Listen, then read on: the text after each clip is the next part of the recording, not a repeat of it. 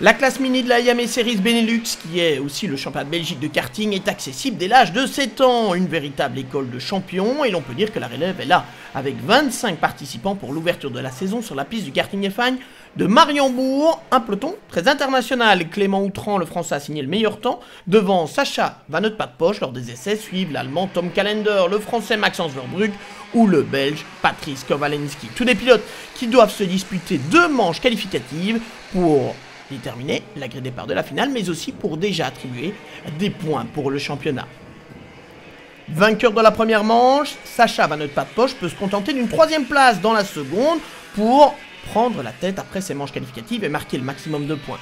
Il devance Clément Outran, le poleman des essais, 3e puis 2e lors des 2 manches qualificatives, et Maxence Verbrugge, très régulier avec une 2e et une 4e place lors de ses manches.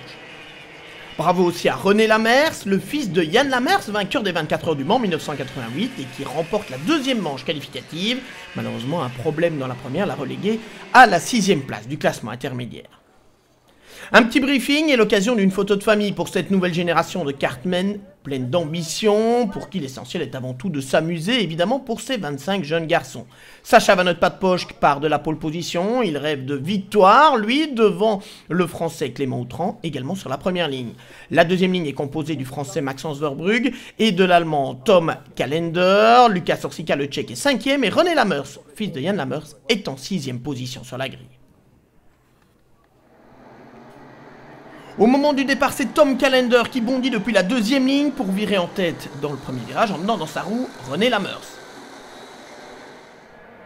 Si bien qu'à la fin du premier tour, on retrouve Tom Callender devant Sacha Van Poche et Maxence Verbrugge. Pas de chance pour Clément Outran qui a dû abandonner. Mais la pluie arrive et Sacha Van Poche en profite pour prendre la tête ici au bout de la ligne droite devant Tom Callender. Rappelons que ces jeunes pilotes sont en pneus slick sur une piste de plus en plus détrempée. Sacha Van Poche réalise un festival, il s'échappe tour après tour et file vers la victoire. Derrière lui, Tom Callender, l'allemand, est esselé à la 2e position. C'est plus serré par contre pour la plus petite marche du podium, avec une très belle lutte entre Thomas Stroven, le numéro 809, incontestable révélation de ce premier meeting de la saison, et le français Maxence Verbrugge, numéro 821. Finalement, c'est bien Maxence qui aura le dernier mot. Quant à Thomas Stroven, il va glisser au 5e rang, derrière Patrice Kowalski, le numéro 844. 5e après les manches, le tchèque Lucas Orsica se classe 6e d'une finale qui n'aura pas offert un grand suspense avec la domination de Sacha Van Poche.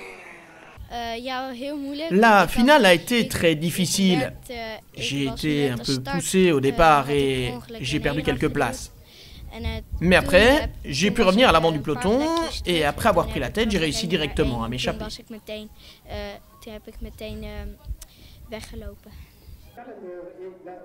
On voit le podium avec Sacha Van Poche, Tom Callender et Maxence Verbrugge, un Néerlandais, un Allemand et un Français. La hiérarchie sera-t-elle la même lors du prochain rendez-vous? Réponse à Austricourt, les 4 et 5 mai, pour la 2e épreuve de la Yame Series Benelux 2019.